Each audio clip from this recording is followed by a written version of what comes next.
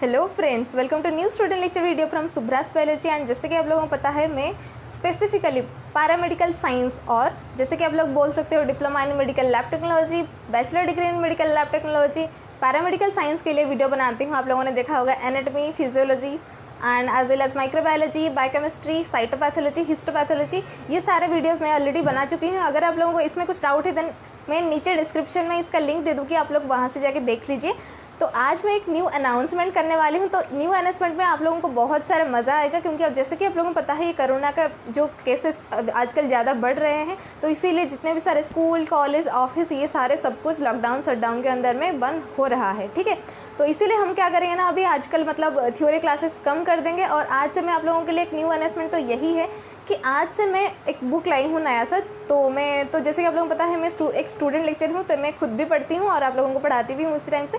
तो मैं खुद पढ़ने के लिए एक बुक लाई हूँ, दैट इज ऑब्जेक्टिव बुक लाई हूँ। तो इसी में मैं आप लोगों को मतलब आप लोग चाहे जॉब कर रहे हो, चाहे आप लोग स्टूडेंट हो, तो आप लोगों को एक साथ पढ़ने में मज़ा नहीं आ रहा होगा। तो इसी में क्या करूँगी ना, मैं आप लोगों के लिए 10 क्वेश्चन प्रिपेयर करूँगी। मतलब आप लोगों के चैप्टर वाइज क्वेश्चन प्रिपेयर करूँगी। जैसे कि एनाटॉमी से हो गया, अगर मैं एनाटॉमी से स्टार्ट कर रही हूँ तो एक चैप्टर ले जाऊँगी। ठीक है, उसमें से 10 क्वेश्चंस आप लोगों के लिए आज मैं डिस्कस करूँगी विथ थ्योरी इन्फॉर्मेशन। ठीक है, ऑब्जेक्टिव क्वेश्चन रहेगा, मतलब मल्टीपल चॉइस क्वेश्चन रहेगा। इसमें से मैं आप लोगों को 4 ऑप्शन दूंगी आप लोगों को, उसमें से आप लोगों को एक चूज करना है। उसके बाद मैं आप लोगों को उसके आंसर इन डिटेल इन्फॉर्मेशन आप लोगों को बताऊंगी, जैसे कि आप लोगों को भी मज़ा आएगा और मैं भी अपना पढ़ाई कर पाऊंगी। ठीक है, तो इसीलिए आज से हम लोग ये सब कुछ स्टार्ट करते हैं। तो जैसे कि आप लोगों को पता है हम लोग काफ़ी दिनों से माइक्रोबायोलॉजी पढ़ रहे हैं, तो माइक्रोबायोलॉजी में अभी आप लोग बोर हो गए मुझे पता है। तो आज से हम क्या करेंगे ना, आज से हम हेमाटोलॉजी का ऑब्जेक्टिव क्वेश्चन स्टार्ट करने वाले हैं। तो चलिए स्टार्ट करते हैं। आज मैं ले रही हूँ फर्स्ट हेमाटोलॉजी से। तो hematology is called study of blood is called as hematology. तो हेमाटोलॉजी तो मेरे पास एक बुक है, तो वहाँ से मैं आप लोगों के लिए जो स्टार्ट करूँगी। ठीक है, तो चलिए देखते हैं। तो 83 पेज पर है मेरा, तो 83 पेज पर मैं चली जाती हूँ। तो 83 पेज पर मैं आ गई हूँ। तो स्टार्टिंग जो हेमाटोलॉजी चैप्टर होगा, तो हेमाटोलॉजी सेक्शन होगा, उसमें हीमोपोएसिस जो टॉपिक का नाम होगा, इस टॉपिक में हम लोग आज 10 क्वेश्चन डिस्कशन करने वाले हैं। ठीक है, चलिए स्टार्ट करते हैं।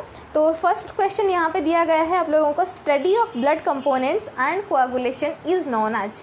तो ऑप्शन में आप लोगों का है biochemistry, coagulopathy, hematology, blood bank, कोआगुलोपैथी।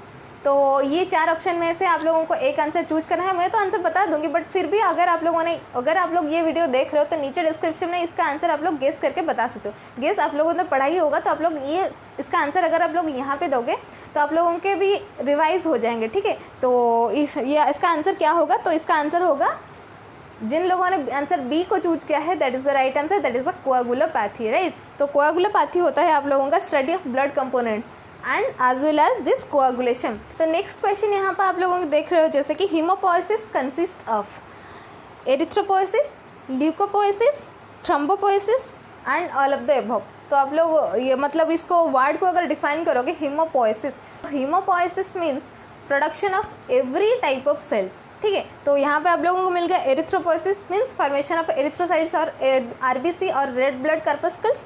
फिर आप लोगों का आ गया leukopoiesis, formation of leukocytes that are the WBC और white blood corpuscles. And next आप लोगों का आ गया थ्रोम्बोपोएसिस, यानी प्रोडक्शन ऑफ थ्रोम्बोसाइट्स। ठीक है, तो और platelets you can say it as.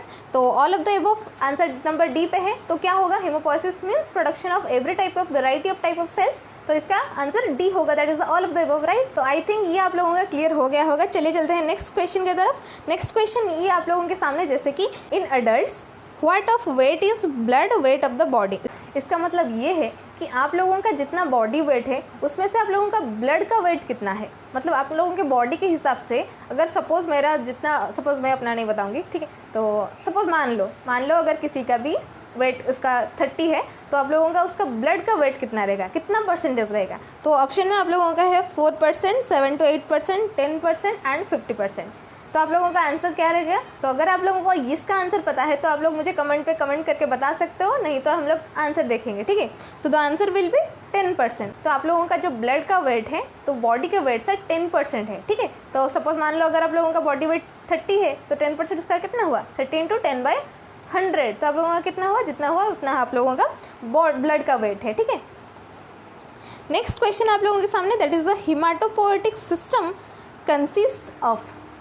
तो production of cells, maturation of cells, development of blood cells and all of the above. देखो हर चीज़ पे आप लोगों का all of the above answer दे रहा है, बट इट डजेंट मीन कि आप लोग ऑल ऑफ द अबव में आंसर में टिक कर लोगे, ठीक है। तो इसको थोड़ा सा ध्यान से सोचें कि इसका आंसर क्या हो सकता है।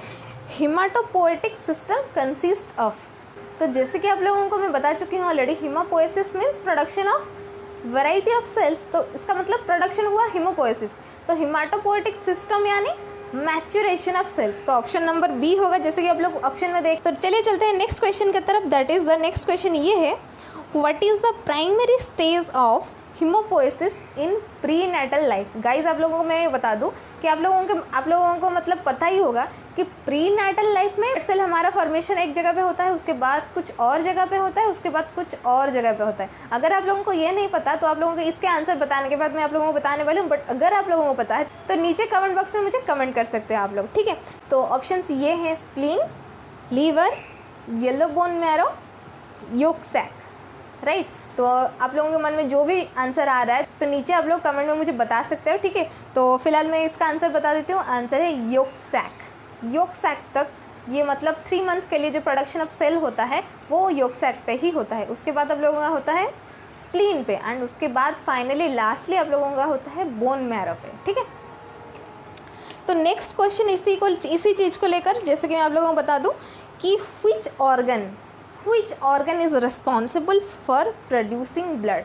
तो मैं आप लोगों को ये बता दूं, जब मैं इसकी तैयारी कर रही थी, मैं भी खुद पढ़ रही थी, तो इसका आंसर मैं देख के मैं ही खुद कन्फ्यूज़न में आ गई, क्योंकि मुझे भी नहीं पता था, ठीक है। तो मुझे लगता है आप लोगों को पता होगा। अगर आप लोगों को पता होगा कमेंट पे मुझे आप लोग बता सकते हो, अगर नहीं पता है तो मैं आप लोगों के लिए यहाँ पे बैठी हूँ, यहाँ पे आप लोगों को आंसर देने के लिए, ठीक है। तो ऑप्शन नंबर 1 पे है tibia and femur, option number 2 पे है लीवर, ऑप्शन नंबर 3 पे है स्प्लीन, ऑप्शन नंबर 4 पे है ऑल ऑफ द एबव। तो फाइनली जैसे कि आप लोगों में बताई थी कि बोन मैरो पे ही आप लोगों का प्रोडक्शन ऑफ सेल होता है, हिमोपोएसिस होता है। तो आप लोग इसमें से क्या आंसर चूज करोगे ये आप लोगों के ऊपर डिपेंड करता है। थोड़ा का मतलब थोड़ा क्या, मैं तो 70% हिंट दे चुकी हूँ, ठीक है। तो आप लोग आंसर इसका बता सकते हो आई थिंक।